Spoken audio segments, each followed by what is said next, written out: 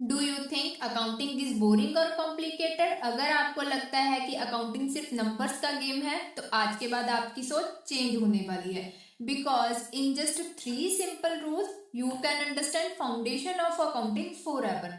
Let's decode the 3 golden rules of accounting in a simplest way.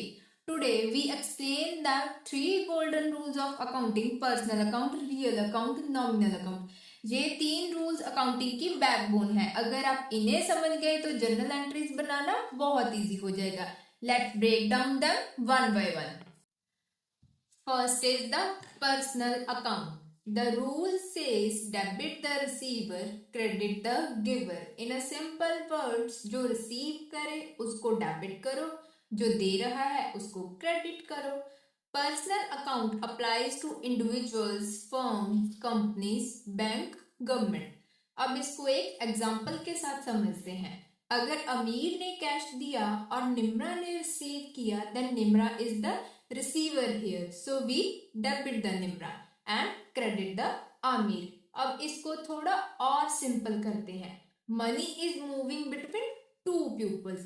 जो पैसा ले रहा है उसको डेबिट करो और जो दे रहा है उसको क्रेडिट करो. अब एक छोटा सा रियल लाइफ एग्जांपल और लेते हैं. You paid rent to your landlord. Landlord is receiving the money, so landlord account is debited. You are giving the money, so your cash and bank account is credited. बस इतना ही simple है personal account, which is related to receiver or giver. Second comes the real account. The rule says debit what comes in, credit what goes out. Real account deals with assets like cash, furniture, machinery and equipment. ये सब टेंजिबल्स या real चीजें होती हैं. Example के साथ समझते हैं. अगर बिजनेस ने मशीनरी परचेज की in a cash form, machinery is coming in the business, so we debit machinery. Cash is going out, so we credit cash. See how logical this. और अगर आपने फर्नीचर सेल किया, furniture is going out, so we credit the furniture. Cash is coming in, so we debit the cash.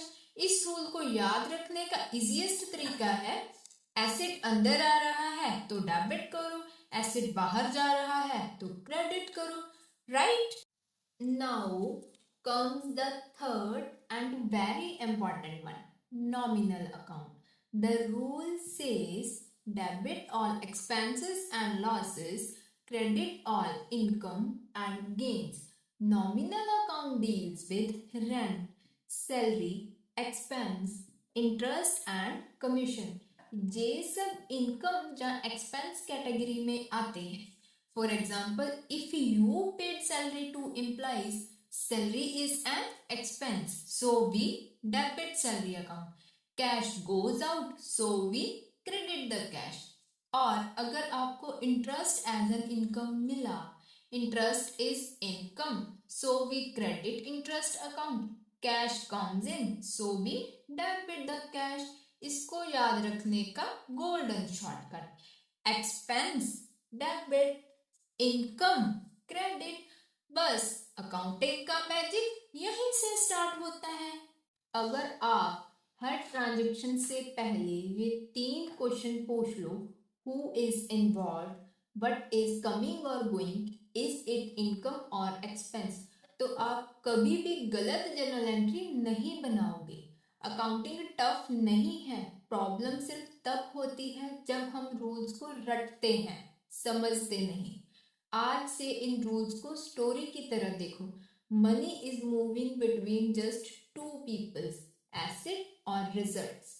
अब अगर आपको ये explanation helpful लगा तो इसको सेव करो, शेयर करो और कमेंट में लिखो अकाउंटिंग इज इजी.